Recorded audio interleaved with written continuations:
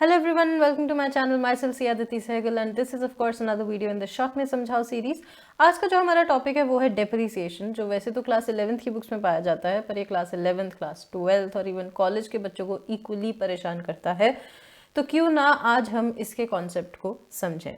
Now this is a video which I am making on request. 2-3 बच्चों का मुझे message आया था कि डेप्रिसिएशन का कॉन्सेप्ट समझना है, प्रोविजन फॉर डेप्रिसिएशन अकाउंट, जब एसेट सेल होता है, 2 से ज़्यादा एसेट्स यूज़ हो रहे हैं तो समझ नहीं आता है। सो जिन्होंने भी मेरे से रिक्वेस्ट की थी, here you go, here's the video. But before starting the video, some general announcements. We are on Instagram. अगर आप मेरे चैनल पे नए हैं तो जी हाँ, लर्न कॉमर्स विद सियादती नाम से ही मेरा इंस्टाग्राम पे भी चैनल है। मेक श्योर कि डिस्क्रिप्शन बॉक्स में लिंक दिया है, वहाँ क्लिक करके आप मुझे फॉलो कीजिए ज़रूर। एंड सेकेंड कि अगर आप इस चैनल पे नए हैं तो I am to make accounts fun and simple for everybody. मैंने काफ़ी वीडियोस डाली हैं, स्पेशली अगर आप क्लास 12th के बच्चे हैं तो मैंने सारा सिलेबस कवर किया है, रिवीजन मैराथन्स डाले हैं। क्लास 11th के लिए भी वीडियोस डलेंगी, धीरे धीरे डल रही हैं, डल चुकी हैं। तो make sure you have a look at it. And इसके अलावा मैंने दिल से सीरीज़ मोटिवेशन टॉक्स भी डाली हैं अपने चैनल पे, तो वो भी देख के मुझे ज़रूर उस पर अपना फीडबैक दीजिएगा। इस वीडियो को शेयर करें अपने दोस्तों के साथ, चैनल शेयर कीजिए अपने दोस्तों के साथ, वीडियो को कीजिए like. And now without further ado let's get started with the video. अब देखो यार, डेप्रिसिएशन का फंडा बहुत सिंपल है। आपने देखा होगा जैसे ही आप कोई पुरानी चीज़ जब मार्केट में बेचने जाते हैं, हम अक्सर सुनते हैं कि बोलते हैं कि मैंने 12,000 का खरीदा था पर मैं 8,000 में बेच रहा हूँ, और सामने से बंदा क्या बोलता है, 150 रुपया देगा। हाँ ऐसे ही बिल्कुल। क्यों होता है ये? ऐसा क्यों होता है कि जब तुमने महंगे में एक चीज़ खरीदी है उसको सस्ते में क्यों बेच रहे हो? वो सस्ते में इसलिए बेच रहे हैं क्योंकि सबको पता है कि जैसे जैसे वक्त बीतता जाता है या हम किसी चीज़ को यूज़ करते जाते हैं उसकी वैल्यू कम होती जाती है, कम होती जाती है।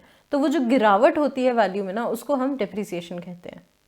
Fall in value of asset due to usage or passage of time. Now depreciation is charged on tangible fixed assets. Why I am saying tangible fixed assets, that is because intangible assets की जब हम value ऐसे right of करते हैं तो उसको हम amortization बोलते हैं, depreciation नहीं। Depreciation is charged only on tangible fixed assets except land. Land एक ऐसा एसेट है जिसपे डिप्रिसिएशन नहीं लगती है। लैंड पड़े पड़े खराब नहीं होती। बिल्डिंग देखो, पड़े पड़े उसका पेंट उतर जाएगा, कहीं काइयाँ लग रही हैं, कुछ भी हो रहा है, ठीक है। मशीन पड़े पड़े खराब हो जाती है या यूज़ कर करके खराब हो जाती है, कंप्यूटर्स ऑब्सोलीट हो जाते हैं, बट लैंड को कुछ नहीं होता। Land does not depreciate. Land के अलावा सारे टैंजिबल फिक्स्ड एसेट्स जो हैं उन पे डिप्रिसिएशन लगाई जाती है। Now what is the need to charge depreciation? सबसे पहले तो भैया करेक्ट प्रॉफिट एंड लॉस जानना है। बिल्कुल, देखो एसेट जो है एक बड़ी वैल्यू की चीज़ होती है, ठीक है। सारा का सारा एक साल में तो नहीं यूज़ करते, वो तो साल दर साल यूज़ होता रहता है, ठीक है। तो हम एक ऐसा तरीका निकालते हैं जिससे हम ये डिटर्मिन कर सके कि एक साल में हमने वो एसेट का कितना पोर्शन यूज़ कर लिया, ठीक है। और उस पोर्शन को हम राइट ऑफ कर देते हैं एज डेप्रिसिएशन। नाउ अगर हम एक साल की फाइनेंशियल परफॉर्मेंस देख रहे हैं तो वो फाइनेंशियल परफॉर्मेंस निकालने के लिए हमें जो वैल्यू हमने डिटरमिन की है कि हाँ ये वाली वैल्यू जो है एसेट की इस साल यूज़ की है, उसको हमें चार्ज करना पड़ेगा प्रॉफिट एंड लॉस की एक्सपेंस साइड में। और हम चार्ज कैसे करते हैं? As depreciation, to find out correct profit and loss. Second is to show true value of asset. अब ऑब्वियसली एसेट जो है वो आपने एक कॉस्ट पे खरीदा, अब हमें पता है कि साल दर साल यूज से या पैसेज ऑफ टाइम से उसकी वैल्यू कम हो रही है, ठीक है। तो वो कम होती वैल्यू हमें दिखानी भी तो चाहिए। अगर हम डिप्रिसिएशन नहीं चार्ज करेंगे तो एसेट उसकी ओरिजिनल वैल्यू पे शो होता रहेगा, तो ट्रू वैल्यू ऑफ एसेट्स के लिए। Third is to set aside funds for replacement of assets. अब अगर डिप्रिसिएशन का amount of profit and loss की डेबिट साइड में चार्ज कर रहे हो, दैट मीन्स उतने ही अमाउंट से आपका प्रॉफिट कम हो रहा है, उतने ही अमाउंट से आप प्रोप्राइटर या पार्टनर्स में कम प्रॉफिट बांट रहे हो, ठीक है। दैट मीन्स वो अमाउंट बिजनेस में रिटेन हो रहा है। जो अमाउंट आप depreciation as an expense minus कर रहे हो प्रॉफिट से, वो आप बिजनेस में ही रहने दे रहे हो, ठीक है। तो आप बिजनेस में ही रहने दे रहे हो तो एक तरह से आप सेट असाइड कर रहे हो funds for replacement of assets. सारी डेप्रिसिएशन की अमाउंट्स को जब हम ऐड करेंगे तो एसेट का अमाउंट दोबारा से बन जाएगा, मतलब उतना अमाउंट हमारे पास इकट्ठा हो जाएगा कि हम दूसरा एसेट खरीद सकें या फिर एग्जिस्टिंग एसेट को रिप्लेस कर सकें, ठीक है। Next is to determine cost of production. Obviously production में अगर मशीनरी यूज हुई है तो उसकी खपत कितनी हुई है, that will be determined by कितना मशीन का वैल्यू उस साल हम राइट ऑफ कर रहे हैं, ठीक है। तो ट्रू कॉस्ट ऑफ प्रोडक्शन में हम वो भी इंक्लूड करेंगे। और लास्ट इज लीगल प्रोविजंस, कि हमारा लॉ बोलता है, companies act, income tax act, companies act हमें बताता है और इनकम टैक्स एक्ट कंपल्सरी करता है कि डेप्रिसिएशन चार्ज करनी है, ठीक है। ये तो हो गया फंडा, पर फंडे से ज़्यादा ज़रूरी है डिप्रिसिएशन की अकाउंटिंग कैसे करनी है। अकाउंटिंग से पहले हमें पता होनी चाहिए कुछ बेसिक टर्म्स। सबसे पहले हिस्टोरिक कॉस्ट। हिस्टोरिकल कॉस्ट क्या है? हिस्टोरिक नाम से ही पता चल रहा है, हिस्ट्री, पुरानी, OG, original gangster. The original cost which includes all the capital expenditure on asset. Installation का खर्चा हो गया, कोई हैवी रिपेयर हुई है बिफोर यूसेज उसका खर्चा हो गया, ठीक है, कुछ एक्सटेंशन की है वो हो गया, वो सारी हिस्टोरिकल कॉस्ट में ऐड करते हैं, ओरिजिनल कॉस्ट में ऐड करते हैं, ठीक है। इंक्लूड क्या नहीं करते हैं इसमें? एक तो जीएसटी इंक्लूड नहीं करते, एसेट में जीएसटी की वैल्यू इंक्लूड नहीं होती। जीएसटी की अपनी अलग ही अकाउंटिंग चल रही होती है, इनपुट आउटपुट उसका अपना अलग होता है, जीएसटी अलग है। एसेट में जीएसटी का कोई लेना देना नहीं है। Second is interest on borrowings. अगर आप एसेट को खरीद रहे हो कहीं से बोरो करके पैसा और उस बोरोइंग पे आपको इंटरेस्ट लग रहा है तो वो भी आप एसेट की वैल्यू में इंक्लूड नहीं करोगे, वो फाइनेंस कॉस्ट है, अलग है, ठीक है। Revenue expenditure like repairs etcetera, अगर छोटी मोटी रिपेयर्स हैं तो उसको भी आप एसेट की वैल्यू में नहीं इंक्लूड करते, वो अलग है, रेवेन्यू खर्चा है, वो पीएनएल में जाएगा सीधा, ठीक है, एसेट की वैल्यू में नहीं ऐड होगा।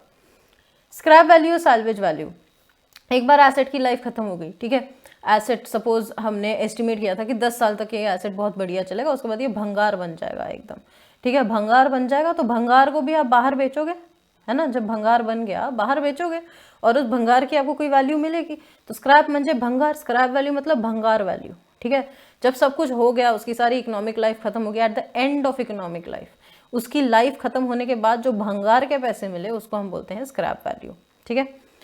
इकोनॉमिक लाइफ क्या होती है? वो टाइम पीरियड जब तक हम एक्सपेक्ट करते हैं कि एसेट जो हमें इकोनॉमिक बेनिफिट्स देगा, मतलब एसेट बिना कोई बड़ी रिपेयर के आराम से चलेगा, छोटी मोटी रिपेयर तो चलती रहती है, बिना किसी बड़ी रिपेयर के आराम से चलेगा और हमें इकोनॉमिक बेनिफिट्स प्रोवाइड करेगा, हमारी प्रोडक्शन में हेल्प करेगा, जिस चीज़ के लिए भी हमने एसेट यूज़ किया उस चीज़ में हमारी मदद करेगा, उसको कहते हैं हम इकोनॉमिक लाइफ।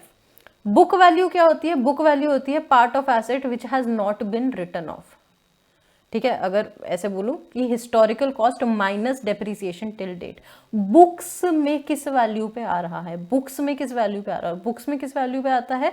बुक्स में आता है वो हिस्टोरिकल कॉस्ट और उसमें से हम निकाल देते हैं कि अब तक कितनी डेप्रिसिएशन चार्ज हो चुकी है, which is equal to amount not written off, which is also known as book value.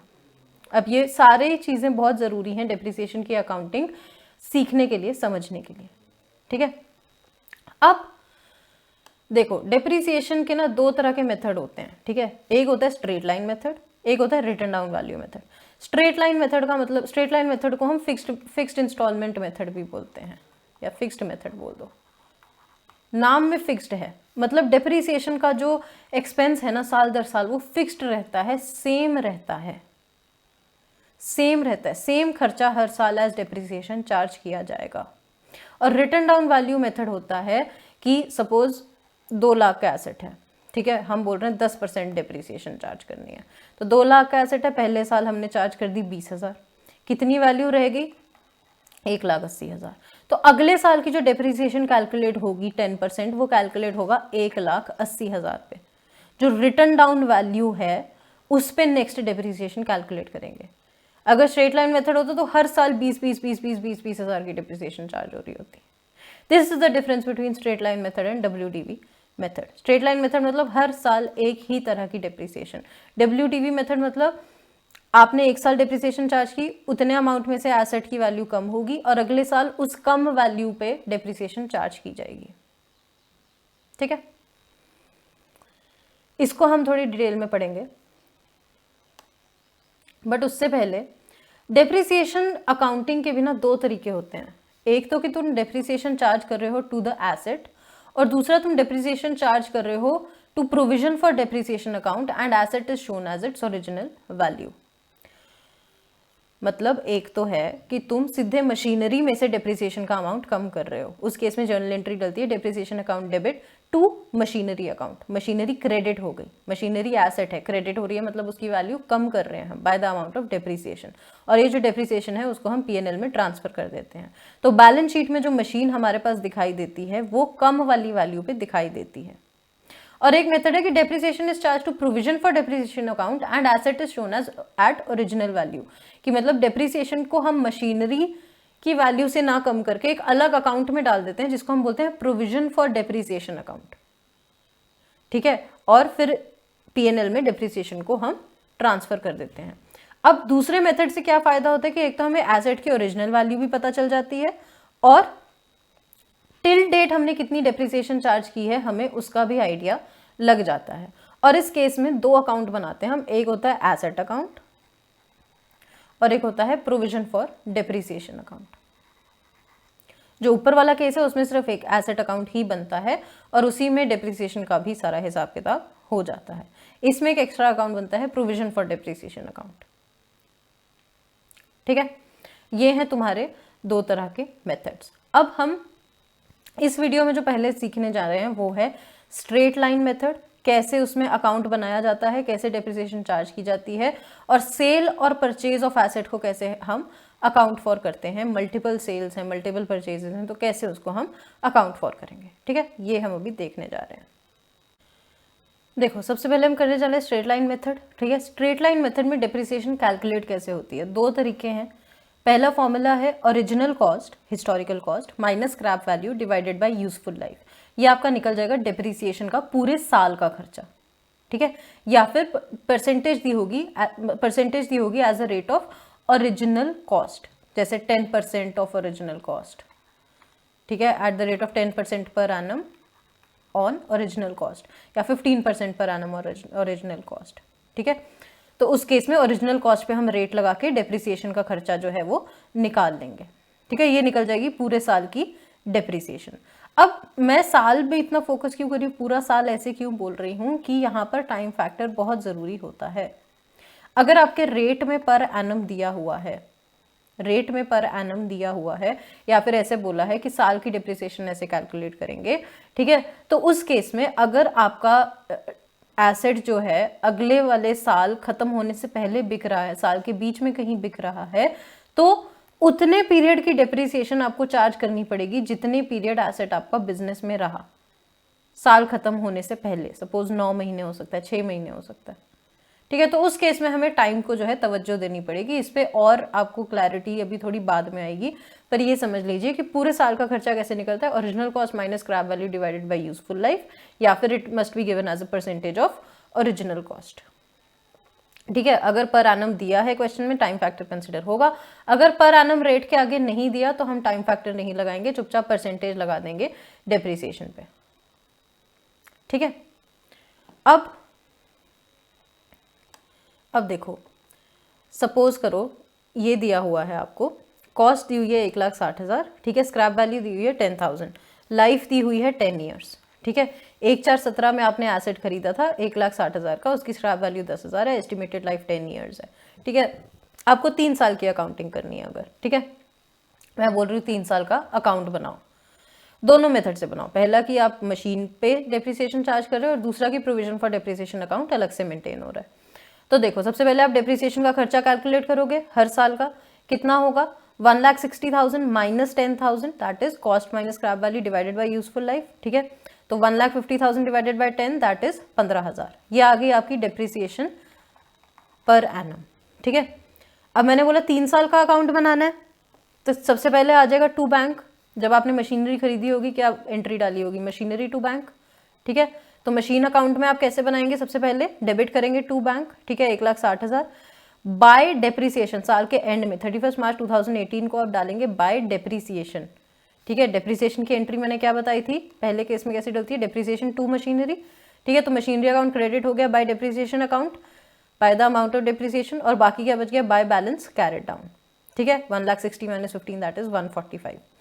फिर अगले साल ये बैलेंस ट्रांसफर हुआ नीचे, टू बैलेंस ब्रॉट डाउन 1,45,000। ठीक है, अगले फिर उस साल के एंड में डेप्रिसिएशन तो उतनी ही डलनी है, फिक्स्ड मेथड है डेप्रिसिएशन का, तो 15,000 की ही डेप्रिसिएशन डलेगी, और बाकी बचा हुआ गया बैलेंस कैरिड डाउन, वो ब्रॉट डाउन किया, फिर अगले साल की डेप्रिसिएशन चार्ज की, और फिर बैलेंस कैरिड डाउन कर दिया। तो आपको 3 साल के एंड में एसेट की क्लोजिंग वैल्यू दिख रही है यहाँ पे, 1,15,000 by balance carried down, that is the closing value of machinery. The book value of machinery as on 31 March 2020 is 1,15,000। इस वैल्यू को देख के आपको ये नहीं पता चल रहा कि 3 सालों में पूरी टिल डेट डेप्रिसिएशन कितनी चार्ज की है, ओरिजिनल कॉस्ट कितनी थी एसेट की, ये सब नहीं पता चल रहा हमें, है ना। वहीं आ जाओ दूसरे मेथड पे, जहां मशीनरी अकाउंट अलग प्रिपेयर हो रहा है और प्रोविजन फॉर डेप्रिसिएशन अकाउंट अलग प्रिपेयर हो रहा है। अब देखो, 1 अप्रैल 2017 की एंट्री आई टू बैंक, उसके बाद डिप्रिसिएशन तो अलग से प्रोविजन फॉर डिप्रिसिएशन में चार्ज होगी।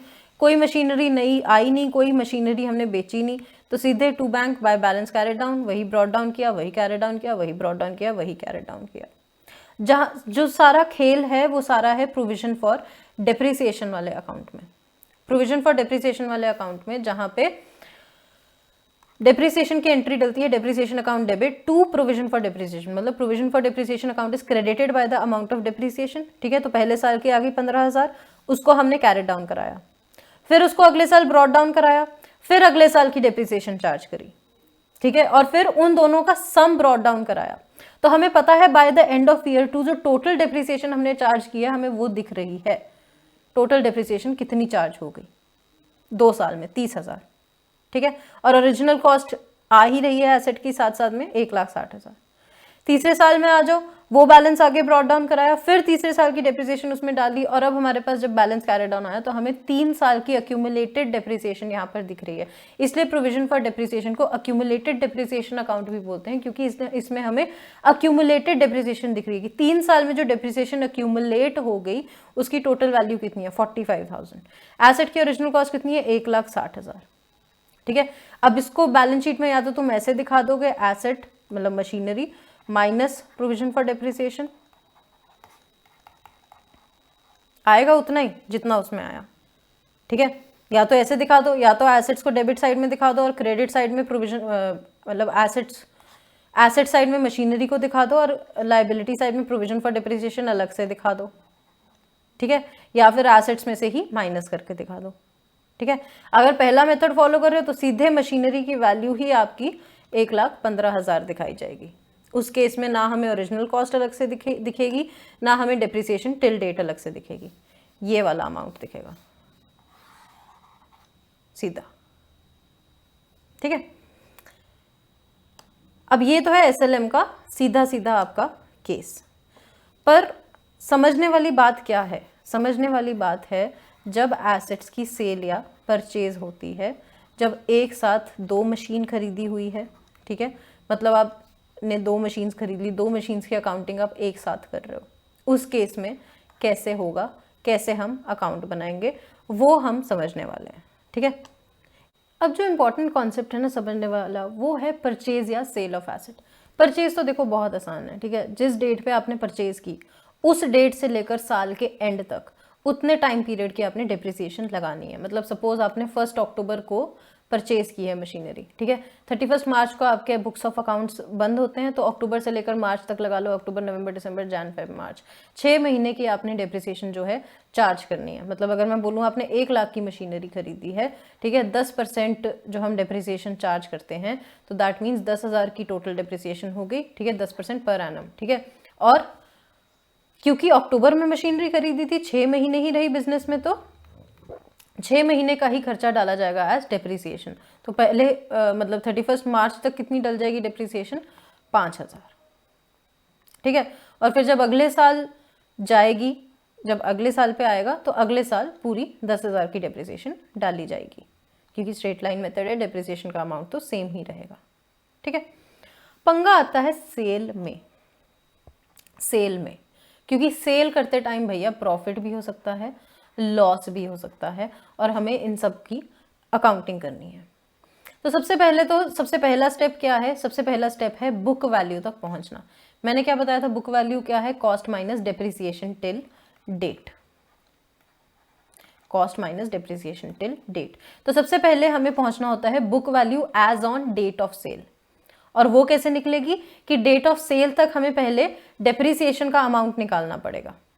ठीक है, सपोज अगर आप 30 जून को सेल कर रहे हो, तो हमें पहले 1 अप्रैल से 30 जून तक की डिप्रिसिएशन निकालनी पड़ेगी, तभी उस डिप्रिसिएशन को हम एसेट की वैल्यू में से माइनस करके 30 जून तक की हम बुक वैल्यू निकालेंगे। ठीक है, तो सबसे पहला स्टेप क्या हो गया कि बुक वैल्यू निकालनी है। उसके लिए हमें डिप्रिसिएशन चार्ज करनी पड़ेगी till date of sale. Entry क्या हो जाएगी? या तो डिप्रिसिएशन टू एसेट या फिर depreciation to provision for depreciation. ठीक है, अगर तो आप सीधे डिप्रिसिएशन एसेट में चार्ज कर रहे हो, ठीक है, एक ही अकाउंट बन रहा है एसेट अकाउंट, उसी में परचेज सेल दिखा देंगे। पर अगर एसेट अकाउंट अलग बन रहा है और प्रोविजन फॉर डिप्रिसिएशन अकाउंट अलग बन रहा है, तो सेल तो भैया एसेट अकाउंट में दिखाई जाएगी। ठीक है, अब प्रोविजन फॉर डेप्रिसिएशन अकाउंट में आपने डेप्रिसिएशन तो चार्ज कर दी, अब प्रोविजन फॉर डेप्रिसिएशन अकाउंट को आप डेबिट करोगे, ठीक है, और डेबिट किस अमाउंट से करोगे, उस अमाउंट से जो आपकी उस कॉरेस्पॉन्डिंग एसेट की टिल डेट डेप्रिसिएशन है, उस कॉरेस्पॉन्डिंग एसेट की टिल डेट डेप्रिसिएशन है, उतनी डेप्रिसिएशन आप प्रोविजन फॉर डेप्रिसिएशन अकाउंट से हटा दोगे।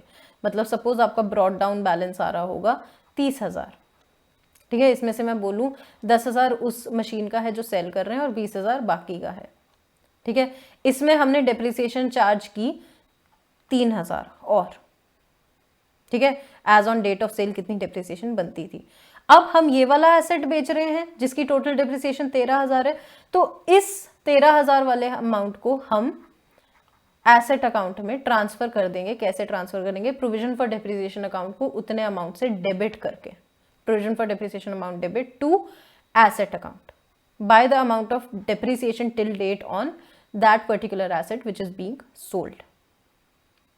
जब तुमने ऐसा किया ना, जब तुमने ऐसा किया तो तुम्हारा एसेट अकाउंट क्रेडिट हो जाएगा प्रोविजन फॉर डेप्रिसिएशन से, ठीक है, और तुम पहुंच जाओगे एसेट की बुक वैल्यू पे which is original cost minus provision for depreciation, ठीक है, मतलब माइनस डेप्रिसिएशन टिल डेट, ठीक है। अब बुक वैल्यू पे पहुंच गए, अब आपने देखना है कि भैया प्रॉफिट हो रहा है या लॉस हो रहा है। अगर आपका sale value is more than book value तो निकलेगा गेन, ठीक है, कि भैया ज्यादा पैसा मिल गया, बुक वैल्यू तो कम थी।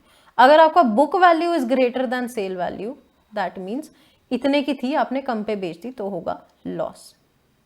तो दूसरी एंट्री क्या डलेगी, जब आपको पैसा मिलेगा तो cash bank to asset by the amount of sale value in full, ठीक है, by the amount of sale value in full, bank account debit to asset account. Now suppose book value asset की है 90,000, ठीक है, तो asset का debit तो हमारे पास 90,000 का ही पड़ा है। सपोज हमने सेल 1 लाख का कर दिया, तो यहां एंट्री हमने 1 लाख से डाल दी, एसेट को 1 लाख से क्रेडिट कर दिया, जबकि डेबिट एसेट की वैल्यू हमारे पास 90,000 ही पड़ी है। तो जो 10,000 गेन है, गेन की एंट्री क्या डालेंगे, asset account debit to gain on sale of asset by the differential amount of sale value and book value, ठीक है, ये हो गई गेन की। और वहीं अगर दूसरी तरफ आपका लॉस हो रहा है, लॉस हो रहा है कि सपोज आपको सेल वैल्यू 80,000 मिली, तो एसेट तो 90,000 का था, आपने सिर्फ 80,000 जो है क्रेडिट किया, 10,000 बच गया, पर एसेट तो नहीं बचा, एसेट तो सारा का सारा बिक गया, तो वो 10,000 लॉस है। और लॉस की एंट्री क्या होगी, loss on sale of asset account debit to asset account, ठीक है। फिर ये गेन और लॉस जो है ये हम P&L में ट्रांसफर कर देते हैं। ये हो गया थ्योरी में। अब एक क्वेश्चन करके मैं आपको ये प्रैक्टिकल में समझा देती हूँ, जिससे आपके जो डाउट्स हैं वो क्लियर हो जाएंगे, ठीक है। एक इलस्ट्रेशन है, मैं डिस्क्रिप्शन बॉक्स में इसका लिंक आपको मिल जाएगा गूगल ड्राइव का, उसमें आपको इलस्ट्रेशन की फोटो मिल जाएगी, ठीक है। 1 अप्रैल 2016 firm purchase machinery for 3 lakh, ठीक है। 1 अक्टूबर 2016 additional machinery costing 1,50,000 was purchased. 1 October 2017, machinery purchased on 1 April 2016, having become obsolete, was sold for 1,35,000. On 1 October 2018, new machinery was purchased for 3,75,000, while machinery purchased on 1 October 2016 was sold on 127,500 on the same day. Firm provides depreciation on its machinery at the rate 10% per annum on original cost on 31st March every year. मतलब straight line method का question है, 10% per annum और original cost, मतलब time factor भी consider करेंगे और straight line method है। Show machinery account, provision for depreciation account and depreciation account, मतलब मशीनरी अकाउंट और प्रोविजन फॉर डेप्रिसिएशन अकाउंट अलग अलग बन रहा है, ठीक है। साल के बीच में सेल भी हो रही है, परचेज भी हो रही है, सेल भी हो रही है, ठीक है। अब सबसे पहले देखो, शुरू हो जाओ। 1 अप्रैल 2016 को सबसे पहले तो to bank account machinery 1 purchase हुई, कितने की, 3 लाख की, बिल्कुल सही। उसी साल 1 अक्टूबर 2016 को एडिशनल मशीनरी परचेज हुई 1,50,000 की। तो सबसे पहले जितनी मशीन्स आप खरीद रहे हो उतना, जैसे पहली खरीदी उसके आगे M1 लिख दिया, दूसरी खरीदी उसके आगे M2 लिख दिया, ताकि डिस्टिंक्शन रहे कि हाँ 2 मशीन्स हैं। साल के एंड में बैलेंस कैरेट डाउन हो रहा है, ठीक है, मशीनरी अकाउंट अलग से बन रहा है, तो 31 मार्च 2017 को हम बैलेंस कैरेट डाउन करेंगे, टोटल कितना, 4,50,000, ठीक है। 1 अप्रैल 2017 बैलेंस ब्रॉट डाउन 4,50,000। अब 1 अक्टूबर 2017 को देखो क्या हो रहा है, मशीनरी परचेज्ड ऑन 1 अप्रैल 2016, ये वाली having become obsolete was sold for 1,35,000. It was sold for 1,35,000. That means by bank कितना है 1,35,000, ये सेल वैल्यू है। ठीक है, हमें बुक वैल्यू पे लेके आना है, तो दैट मीन्स हमें इसकी डेप्रिसिएशन जो है यहाँ पर लेके आनी पड़ेगी, है ना। मशीन 1 की डेप्रिसिएशन यहाँ पे लेके आनी पड़ेगी, और वो कहाँ से आएगी, प्रोविजन फॉर डेप्रिसिएशन अकाउंट से। तो मतलब प्रोविजन फॉर डेप्रिसिएशन अकाउंट साथ साथ बना लेते हैं। सबसे पहले 31 मार्च 2017 वाला जो साल है उसमें 2 मशीन्स की डेप्रिसिएशन लगेगी। एक तो 3 लाख वाली मशीन है, उस पर पूरे साल की डेप्रिसिएशन लगेगी 1/4/16 से 31/3/17। रेट क्या है, 10% on original cost. Original cost is 3 lakh, तो 10% विल बी 30,000। दूसरी मशीनरी हमने खरीदी थी अक्टूबर में, और 31/3/17 को हम उसकी डेप्रिसिएशन निकाल रहे हैं, तो 6 महीने की डेप्रिसिएशन लगेगी 10% रेट पे 1,50,000 फॉर 6 मंथ्स। कितना हो जाएगा 7,500।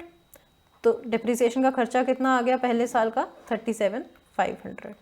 ये हमने कर दिया कैरेट डाउन, ब्रॉट डाउन किया 37,500। इसमें से मशीन 1 का है 30,000 और मशीन 2 का है 7,500। अब देखिए 1 अक्टूबर 2017 को हम मशीन 1 सेल कर रहे हैं, राइट। मशीन 1 सेल कर रहे हैं, उसकी डेप्रिसिएशन हर साल कितनी चार्ज होनी है, 10% on original cost. 10% on original cost is 30,000, right. But 1 अप्रैल 2017 से लेकर हम सिर्फ 1 अक्टूबर 2017 तक ही चार्ज करेंगे, क्योंकि उसके बाद तो वो बेच दी। दैट मीन्स फॉर 2017 सिर्फ 6 मंथ्स की डेप्रिसिएशन चार्ज होगी। तो बाय डेप्रिसिएशन हम करेंगे ऑन मशीन 1 फॉर 6 मंथ्स। तो 30,000 का खर्चा है पर एनम का डेप्रिसिएशन का, है ना, 3 लाख पे 10%, और 6 मंथ्स के लिए वो कितना हो जाएगा 15,000 का। कितनी हो गई है 15,000। ये ऑन 1 अक्टूबर चल रहा है अभी, ठीक है। अब मशीन 1 1 अक्टूबर को हम बेच रहे हैं, तो उसकी कॉरेस्पॉन्डिंग जितनी भी डेप्रिसिएशन है वो ट्रांसफर हो जाएगी मशीनरी अकाउंट में, राइट। उसके कॉरेस्पॉन्डिंग कितनी डेप्रिसिएशन है, एक तो ये वाली, ठीक है, एक तो ये वाली मशीन 1 वाली जो ब्रॉट डाउन हो रही है, और ये एक तो नई जो हमने चार्ज की फॉर 6 मंथ्स, ठीक है। तो ये कितनी हो गई मिला के 45,000। तो ये 45,000 हमने ट्रांसफर किया मशीनरी अकाउंट में, कर दो ट्रांसफर मशीनरी अकाउंट में बाय प्रोविजन फॉर डेप्रिसिएशन, ठीक है। अब जब आपने यहाँ ब्रॉट डाउन किया था, हमें पता है यहाँ मशीन 1 का है 3 लाख और मशीन 2 का है 1,50,000, राइट, ठीक है। अब ये 3 लाख इसकी ओरिजिनल वैल्यू है, minus depreciation till date which is 45,000, ठीक है। तो इसकी कितनी रह गई बुक वैल्यू हमारी 3 lakh minus 45,000, 3 lakh minus 45,000 that is 2,55,000। 2,55,000 इसकी बुक वैल्यू है, और हमने कितने में बेची 1,35,000 में। हमने 1,35,000 में बेची, दैट मीन्स हमने कितना लॉस कर दिया, सेल वैल्यू इज कम, बुक वैल्यू इज ज्यादा। हमने कितना लॉस कर दिया, हमने 1,20,000 का लॉस कर दिया by loss on sale. Loss की एंट्री यही होती है ना, loss account, loss on sale account debit to machinery account, right. तो अब अगर आप इन तीनों का टोटल करके देखो, 45,000 plus 1,35,000 plus 1,20,000 that is equal to 3 lakh. तो ये और ये तो हो गया फिट टूस। 1 अक्टूबर 2017 को मशीन 1 की कहानी खत्म हो गई, ठीक है। अब हमारी मशीन 2 बची है ना, मशीन 2 बची है सिस्टम में, और जो अगर हमने नई मशीन खरीद ली तो वो आएगी, राइट। मशीन 1 की कहानी तो खत्म हो गई, ओके।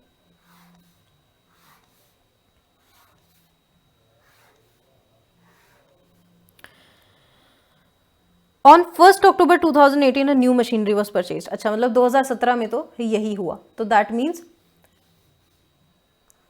31 मार्च 2018 को हमारे पास क्या बच गया, जो मशीन हमारी रह गई थी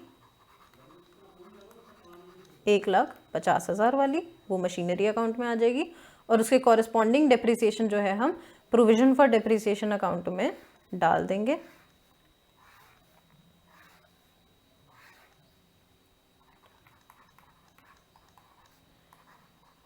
बाय डेप्रिसिएशन, ये मशीन 2 वाली डेप्रिसिएशन है, ठीक है। 1,50,000 पे 10%, दैट इज 15,000। तो कैरेट डाउन कितना हो जाएगा आपका, कैरेट डाउन आपका हो जाएगा ये 7,500 ये और 15,000 ये, दैट इज 22,500, ठीक है।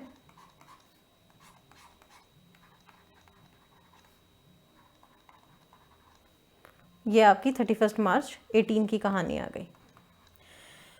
अब वो बोलता है on 1 October 2018 new machinery was purchased, new machinery was purchased for 3,75,000 while machinery purchased on 1st October 2016 was sold for 1,27,500, ठीक है। तो सबसे पहले तो 1,418 को बैलेंस ब्रॉट डाउन कर लो, ये 1,50,000 का। 1 अक्टूबर 18 को आपने नई मशीनरी खरीदी टू बैंक मशीनरी 3 फॉर 3,75,000, ठीक है। और 1 अक्टूबर 2018 को ही आपने एक मशीन सेल भी करी, तो बाय बैंक आपके पास कितना आया, बाय बैंक आपके पास आया 1,27,500, ठीक है। अब ये कौन सी मशीन आपने सेल की है, ये 1,50,000 वाली मशीन आपने सेल की है। तो सबसे पहले आप 1,50,000 वाले को बुक वैल्यू पे लेके आओगे एज ऑन 1/10/18, उसके लिए आपको डेप्रिसिएशन चार्ज करनी पड़ेगी, है ना। देखो 1,418 को आपकी डेप्रिसिएशन आ रही है 22,500, ये एक्सक्लूसिवली मशीन 2 की ही है, राइट। 1/10/2018 को आप 6 महीने की और डेप्रिसिएशन चार्ज करोगे मशीन 2 पे, फिर उसके बाद टोटल डेप्रिसिएशन आ जाएगी एज ऑन 1/10/18, उसको हम मशीनरी अकाउंट में ट्रांसफर करेंगे, राइट। तो 6 महीने की डेप्रिसिएशन आप लगाओगे तो 1,50,000 पे 10% फॉर 6 मंथ्स, दैट इज 7,500, ठीक है। तो ये मशीनरी अकाउंट में कितना ट्रांसफर, ये भी M2 का ही है, राइट। तो मशीनरी अकाउंट में कितना ट्रांसफर हो जाएगा इन दोनों का टोटल, दैट इज 30,000, ठीक है। कर दो मशीनरी अकाउंट में transfer by provision for depreciation 30,000। अब 1,50,000 ओरिजिनल कॉस्ट थी minus depreciation till date is your 30,000, तो कितनी आपकी बुक वैल्यू आ गई, बुक वैल्यू आ गई 1,20,000, दैट इज 1,50,000 माइनस 30, और आपने बेची कितने की 1,27,500 पे, दैट मीन्स आपकी sale value is more than book value. When sale value is more than book value तो क्या निकलता है, गेन ऑन सेल। तो गेन ऑन सेल आपका कितना आ गया 7,500, ठीक है, 7,500 आ गया। 1/10/18 को आपने नई मशीनरी खरीदी है एट 3,75,000, राइट। तो 31 मार्च 19 को आप उस पर डेप्रिसिएशन चार्ज करोगे। अब मशीन 1 चली गई है, मशीन 2 सेल हो गई है, सिर्फ एक मशीन 3 बच गई है जिसपे 6 महीने की डेप्रिसिएशन आएगी, राइट। 6 महीने की डेप्रिसिएशन आएगी 3,75,000 का 10% इंटू 6/12, दैट इज 2 1 2, 8 16, 750, 18,750, ठीक है। और यही आपका आ जाएगा बाय बैलेंस कैरेट डाउन 18,750, और यहाँ पर बाय बैलेंस कैरेट डाउन आपका आ जाएगा 3,75,000, ठीक है।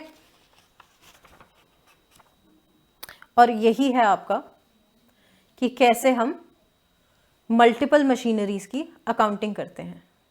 क्या करना है, आपने कुछ नहीं करना है, डेट ऑफ सेल पे सबसे पहले बुक वैल्यू निकालनी है। बुक वैल्यू निकालने के लिए आपको प्रोविजन फॉर डेप्रिसिएशन अकाउंट में से डेप्रिसिएशन ट्रांसफर करनी पड़ेगी उस मशीन की या उस एसेट की जो आप बेच रहे हो, ठीक है। फिर आप जो आपको बैंक के थ्रू अमाउंट मिल रहा है वो सीधे आप क्रेडिट करोगे और फिर आप देखोगे कि book value is greater than sales value या book value is less than sales value.